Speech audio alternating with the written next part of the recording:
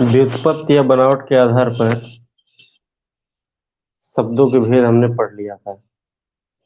अब हम पढ़ते हैं स्रोत या इतिहास के आधार पर शब्दों के भेद। इसमें है तत्सम शब्द।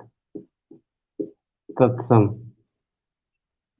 तत्सम का यदि हम संधि विच्छेद करेंगे तो आएगा तत् प्लस सम। तत् का मतलब होता है उसके, सम का अर्थ होता है समान। यानी कि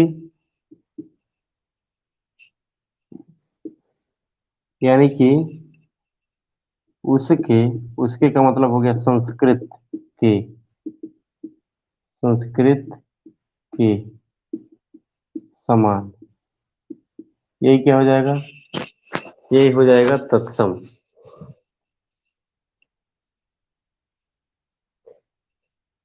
ठीक है, तो तत्सम दो है। तत्सम की यदि हम बात करें तो एक तत्सम है पुराना और एक है नवीन। ठीक है, नवीन में क्या होता है? अवधि के कुछ अंश होते हैं। ठीक है, अब पुराना में क्या क्या आएगा? पुराना को ही मूल तत्सम भी बोल सकते हैं। मूल तत्सम।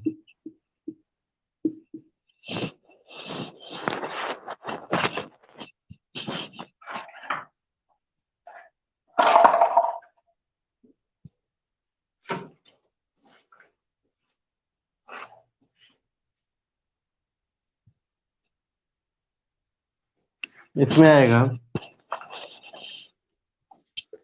वारिद। वारिद हो गया, घोटक हो गया। वारिद किसका पर्यायवाची है? बादल का। ठीक है, तो बादल का एक पर्यायवाची मेघ भी हो सकता है और घोटक का घो घोड़ा हो सकता है, लेकिन घोड़ा तत्सम में नहीं आएगा, अश्व हो सकता है। तो ये कैसे हैं? अवधि के अंश हैं। और पुराना तत्सम में आएगा वारिद, घोटक, ये सब शब्द आएंगे। ठीक है, तो तत्सम पहचानने का कोई ट्रिक वैसे नहीं होता है। ठीक है, लेकिन एक ट्रिक मैंने क्लास में बताया था कि इसका एक ट्रिक ये हो सकता है कि संयुक्त व्यंजन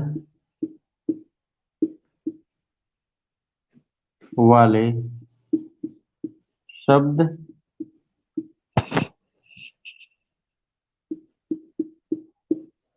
तत्सम होते हैं। संयुक्त व्यंजन वाले शब्द। ठीक है, उदाहरण के तौर पे क्या आ सकता है? अक्ष हो सकता है, त्रिदेव हो सकता है, ज्ञानी हो सकता है। ये सभी कैसे होंगे? तत्सम। ठीक है, अब तद्भव देखते हैं। तद्भव, तद्भव का मतलब होगा तत् प्लस भव। तत् मीन्स उसके, अब भव मीन्स उससे। यहाँ पे उससे अर्थ लिया जाएगा। भव मीन्स उत्पन्न, यानी कि उससे का अर्थ हुआ संस्कृत से उत्पन्न। यानी कि संस्कृत से जो उत्पन्न होगा उसे हम क्या बोलेंगे? तद्भव बोलेंगे। ठीक है, इसका भी एक ट्रिक मैंने बताया था कि इसका एक ट्रिक ये हो सकता है कि अनुनासिक अनुनासिक युक्त शब्द तद्भव होते हैं। ठीक है, अनुनासिक युक्त शब्द। इसका उदाहरण क्या क्या हो सकता है? आंख हो गया, बाह हो गया, छाह हो गया। ये सभी कैसे होंगे? तद्भव होंगे। ठीक है।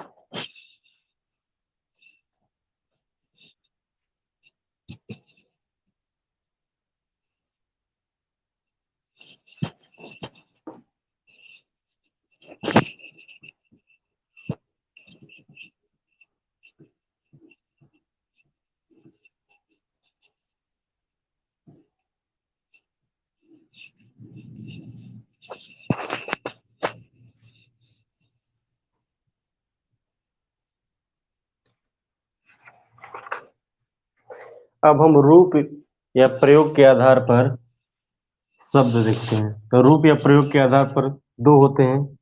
एक होता है विकारी शब्द। ठीक है। विकारी का अर्थ है कि इनमें परिवर्तन होता है, इनमें विकार होता है। ठीक है।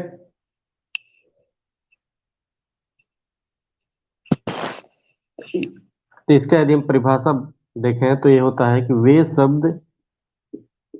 वे शब्द जिनमें लिंग, वचन एवं कारक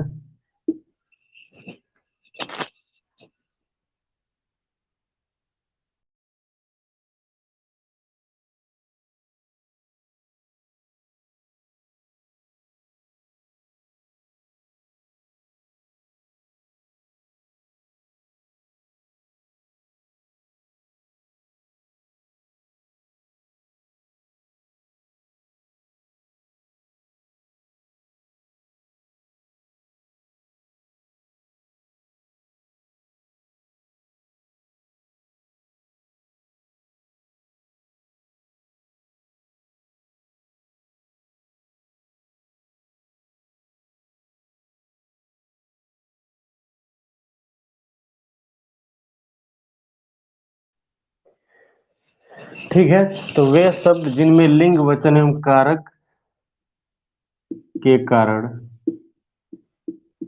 परिवर्तन होता है। ठीक है। ऐसे शब्द जिनमें लिंग, वचन एवं कारक के कारण या कारक के आधार पर परिवर्तन होता है। कारक के आधार पर लिख लेते हैं, कारक के आधार पर परिवर्तन होता है। ठीक है। जैसे उदाहरण के तौर पे हम देख सकते हैं कि जैसे लड़का है। ठीक है। तो लड़का में यदि हम लिंग परिवर्तन करें, जैसे क्या है, यह लिंग परिवर्तन है, तो लड़का क्या हो गया? लड़की हो गया। यदि लड़का को हम लड़के लिखें तो क्या हो जाएगा? इसका मतलब है कि इसमें वचन में परिवर्तन हो रहा है। लड़का एक वचन है और ये बहुवचन हो जाएगा। वचन में परिवर्तन। ठीक है। अब यदि हम कारक में परिवर्तन करें, जैसे लड़के जा रहे हैं, इसमें लड़के बहुवचन है, लेकिन लड़के के लिए सामान लाओ, इसमें लड़के ही यूज हो रहा है, लड़के ही प्रयोग हो रहा है, लेकिन लड़के कैसा है? एक वचन हो जा रहा है। इसका बहुवचन बनाने के लिए क्या करेंगे? लड़कों के लिए सामान लाओ, यानी कि जैसे ऐसे लड़के के लिए सामान लाओ। ठीक है। और यही यदि इस तरह, यह एक वचन हो गया, इसको बहुवचन जब बनाएंगे तो लड़के की जगह पे लड़कों लिखना पड़ेगा। तो लड़कों के लिए सामान लाओ। ठीक है, या इसको ऐसे समझते हैं, लड़के जा रहे हैं। ठीक है, तो यहाँ पे लड़के, यहाँ भी बहुवचन है, यहाँ भी बहुवचन है, लेकिन चूंकि कारक में परिवर्तन कर रहे हैं, इसलिए जो शब्द है लड़के, उसमें परिवर्तन हो जा रहा है, यानी कि उसमें विकार उत्पन्न हो जा रहा है। तो किसके कारण से हुआ है, किसके आधार पर हुआ है, कारक के आधार पर इसमें परिवर्तन हुआ है। ठीक है, तो विकारी शब्द में देखते हैं आते क्या क्या है। तो विकारी शब्द में क्या क्या आएंगे, विकारी शब्द, तो विकारी शब्द में पहला आता है संज्ञा।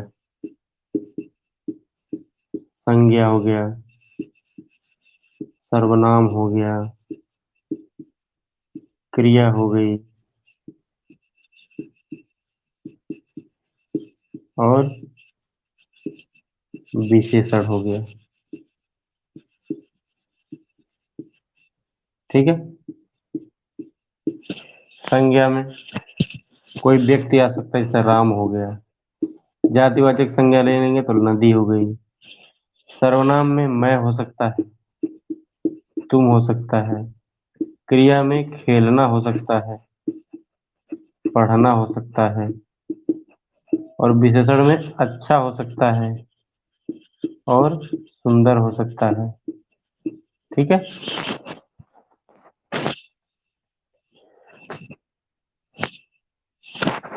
जैसे यदि कोई पुरुष पढ़ता है तो उसे क्या कहेंगे, पुरुष पढ़ता है। और स्त्री पढ़ता है तो पढ़ता है नहीं होगा, इसमें क्या होगा, विकार उत्पन्न हो जाएगा, परिवर्तन हो जाएगा, तो होगा स्त्री पढ़ती है। ठीक है, अब दूसरा देखते हैं, अविकारी शब्द। अविकारी शब्द, तो इसका परिभाषा क्या हो जाएगा कि परिवर्तन नहीं होता है, यानी कि वे शब्द जिनमें लिंग,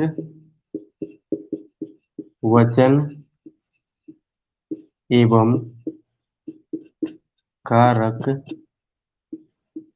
आधार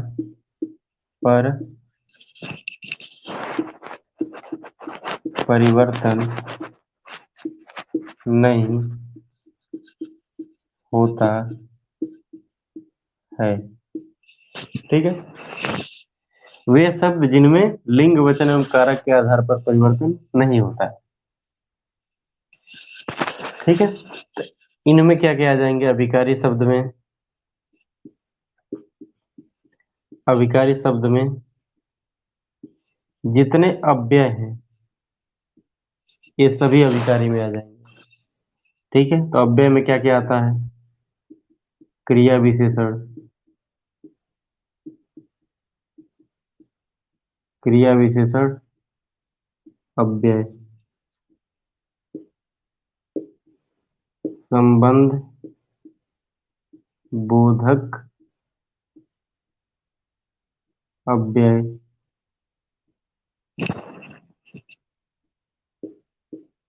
समुच्चय बोधक अव्यय, और एक होता है विस्मयादि बोधक अव्यय। ठीक है, विस्मयादि, विस्मयादि बोधक अव्यय। ठीक है,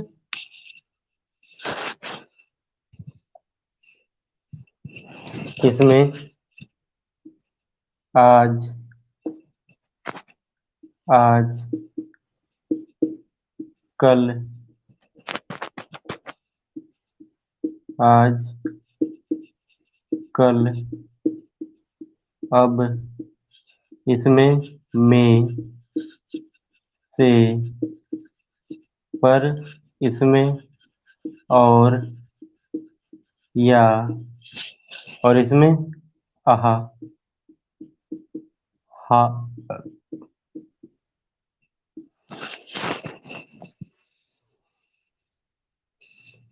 हाय।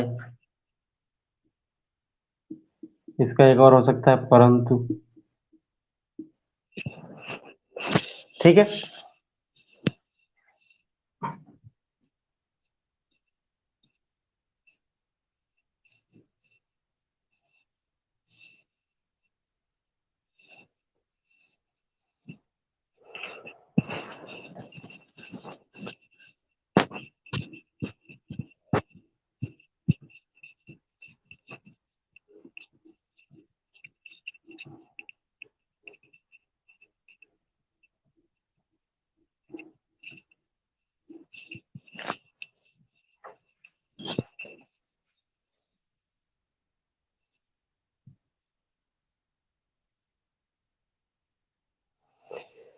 ठीक है, तो विकारी में सबसे पहला आता है संज्ञा। अब संज्ञा को देखते हैं। संज्ञा, तो संज्ञा का परिभाषा क्या हो जाएगा? ठीक है, सबसे पहले संज्ञा का संधि विच्छेद यदि हम करें तो ये होगा सम प्लस ज्ञा। सम का अर्थ होता है समान, अज्ञा का अर्थ होता है ज्ञान। ठीक है, ज्ञान या ज्ञात, समान ज्ञान को संज्ञा कहते हैं। ठीक है, यदि इसके अर्थ की बात करेंगे तो संज्ञा का अर्थ होता है नाम। कोई भी चीज, कोई भी वस्तु जिसके बारे में हमको पता है और उसका कोई यदि नाम है तो उसे संज्ञा बोल सकते हैं। वो दिखाई दे भी सकता है, दिखाई नहीं भी दे सकता है। जैसे ये मार्कर दिखाई दे रहा है, ये बोर्ड दिखाई दे रहा है, पंखा दिखाई दे रहा है। ठीक है, घर दिखाई दे रहा है। ये सब भी संज्ञा है। इसके अलावा परमाणु, इलेक्ट्रॉन, प्रोटॉन, न्यूट्रॉन, ये सब सूक्ष्म कण हैं जिन्हें हम अपनी नग्न आंखों से नहीं देख सकते, लेकिन बावजूद इसके इसका भी नाम है। तो जिस भी वस्तु का नाम होगा उसे हम संज्ञा बोल सकते हैं। क्लियर है?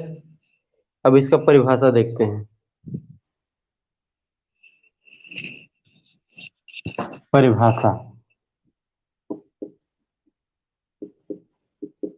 परिभाषा होगा किसी व्यक्ति,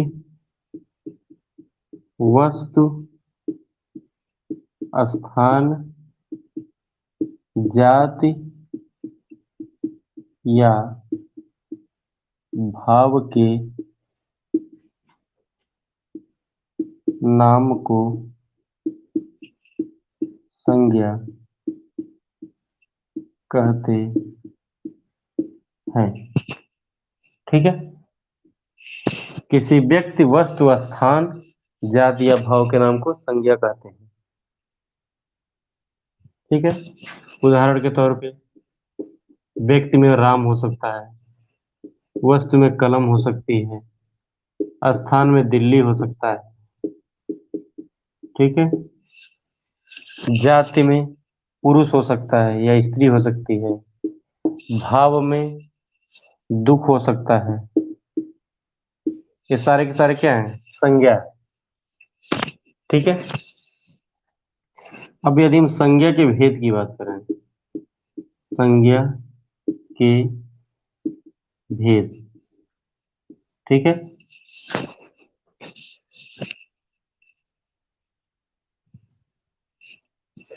तो पंडित वासुदेव एक विद्वान है। इन्होंने दो आधारों पर इसका भेद बताया है। एक धर्म के आधार पर और दूसरा है वस्तु के आधार पर।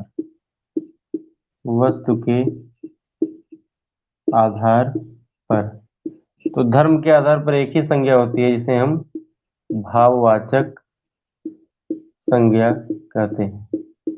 और वस्तु के आधार पर क्या क्या हो सकता है? व्यक्तिवाचक संज्ञा, जातिवाचक संज्ञा,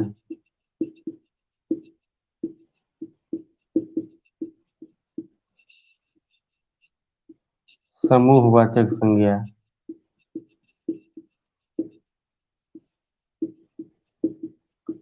ठीक है। और एक होता है द्रव्यवाचक संज्ञा। ठीक है। समूहवाचक को समावेशी भी बोलते हैं, तो समावेशी संज्ञा। द्रव्यवाचक को पदार्थवाचक या मूर्तवाचक भी बोलते हैं।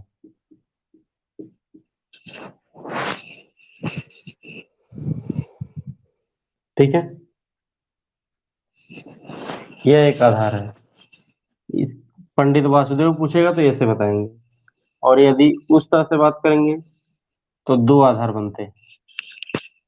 एक होता है व्युत्पत्ति या बनावट के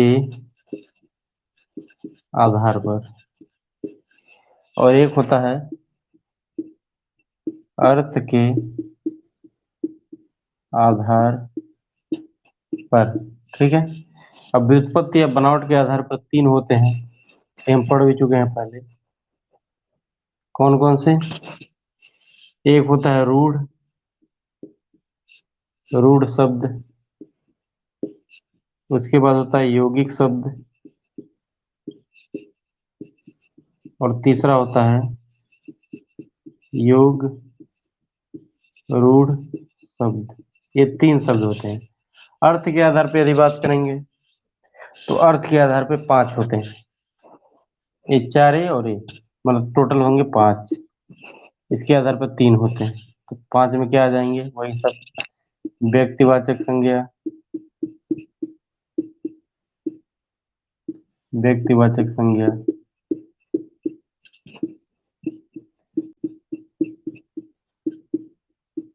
जातिवाचक संज्ञा,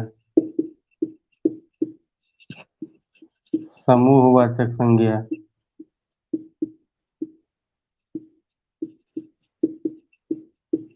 और द्रव्यवाचक संज्ञा और भाववाचक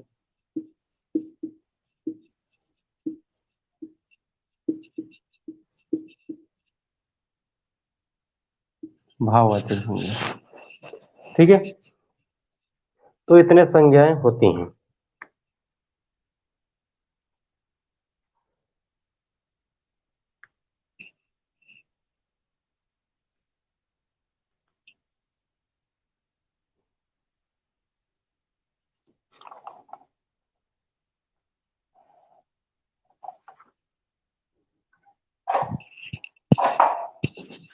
ठीक है।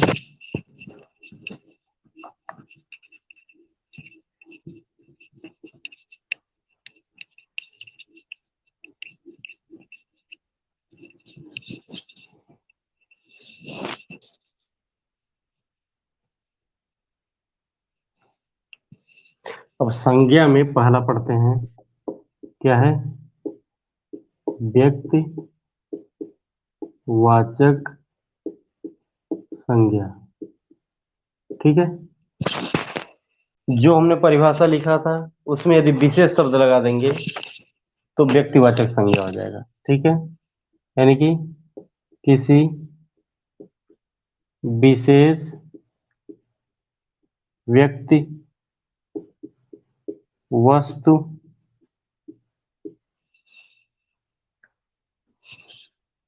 तथा स्थान के नाम को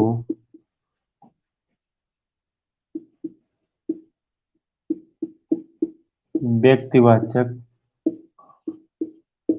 संज्ञा कहते हैं। ठीक है। उदाहरण के तौर पे कोई विशेष व्यक्ति, जैसे राम हो गया, कोई विशेष वस्तु, जैसे उषा का पंखा हो गया, उषा का पंखा। ठीक है, इस टाइप से।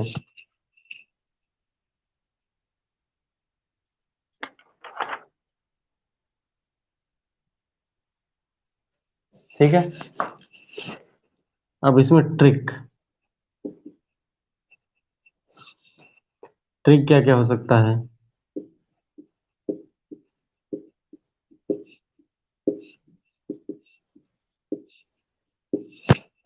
ठीक है।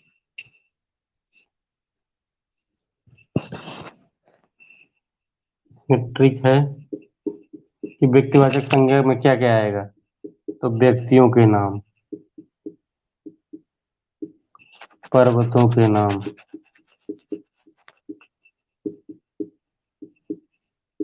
नदियों के नाम,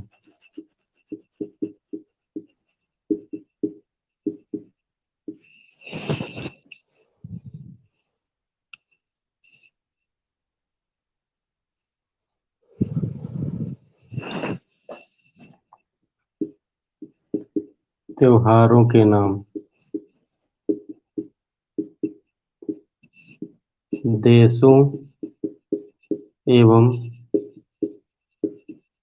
शहरों के नाम,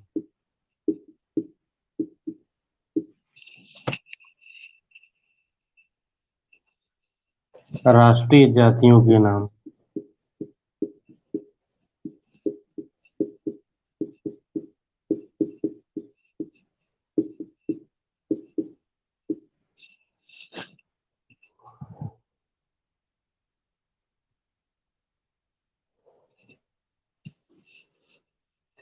ऐतिहासिक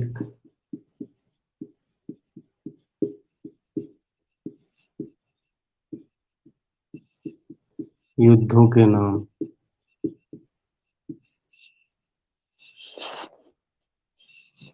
ठीक है, दिनों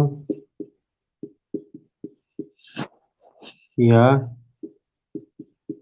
महीनों के नाम। ठीक है। उसके बाद से फलों के नाम के साथ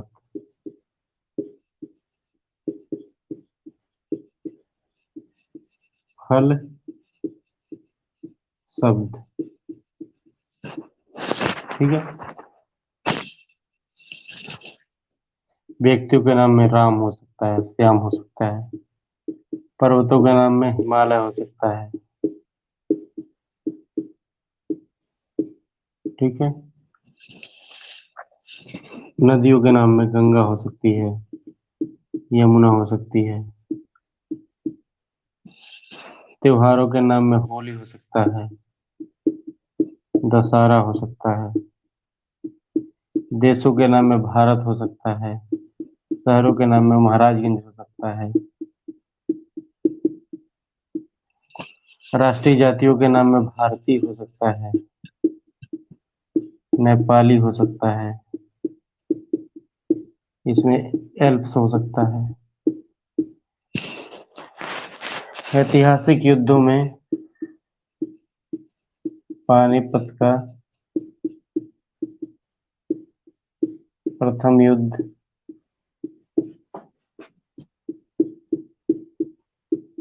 तराइन का द्वितीय युद्ध, दिनों महीनों के नाम में सोमवार, जून। फलों के साथ मतलब आम का फल, सेब का फल। ठीक है। ये सारे के सारे व्यक्तिवाचक संज्ञा होंगे।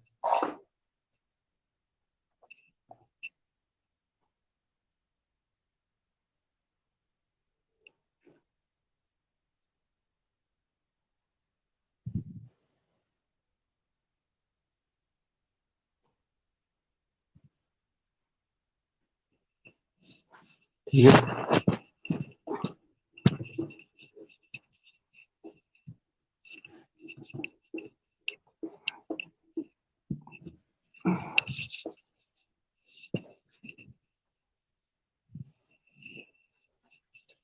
फिर दूसरा होगा जातिवाचक संज्ञा। जातिवाचक संज्ञा। ठीक है। इसका परिभाषा होगा कि संपूर्ण जाति या वर्ग का बोध कराने बोध कराने वाली संज्ञा जातिवाचक संज्ञा कहलाती है। ठीक है। उदाहरण के तौर पे गंगा यमुना जैसे बहुत नदियां, तो नदी हो गया। तालाब हो सकता है। तालाब हो सकता है।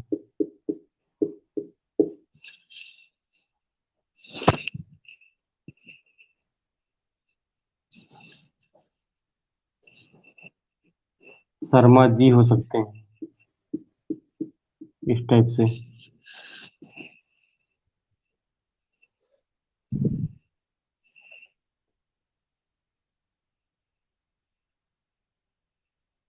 ठीक है। तो इसका ट्रिक क्या क्या बनेगा?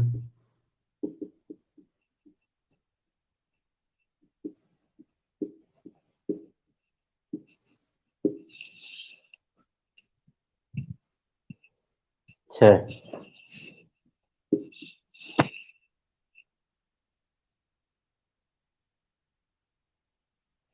फलों के नाम। ठीक है।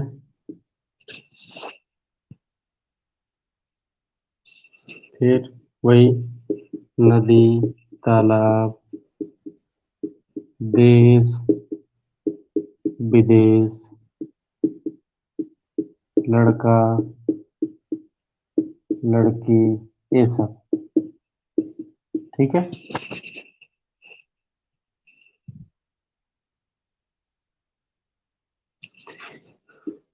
फिर है कि व्यक्तिवाचक संज्ञाओं का संज्ञाओं का बहुवचन रूप। ठीक है। व्यक्तिवाचक संज्ञाओं का बहुवचन रूप, जैसे मैंने कई कालिदासों को देखा कालिदासों को देखा है। ठीक है। तो इसमें कालिदास वैसे तो एक वचन है, लेकिन यहाँ पे बहुवचन हो जाएगा, क्योंकि एक कालिदास की बात नहीं कर रहा है, कई सारे कालिदासों की बात कर रहा है। ठीक है।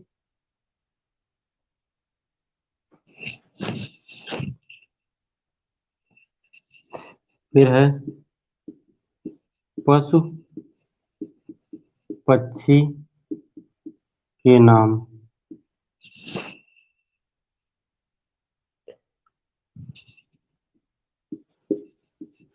वस्तुओं के नाम। पदों या व्यवसायों के नाम। ये सभी कैसे होते हैं? जातिवाचक। जैसे फलों के नाम में आम हो सकता है, सेब हो सकता है। पशु पक्षी में मोर हो सकता है, गौरैया हो सकती है। वस्तुओं के नाम में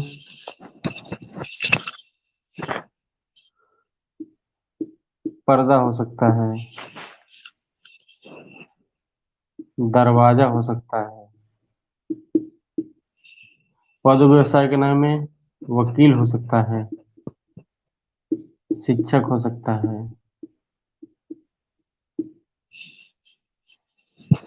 ठीक है।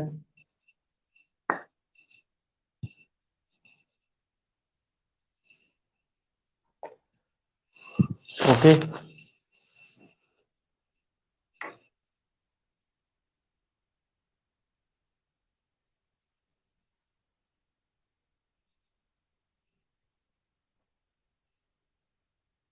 आज यहीं तक रहने देते हैं।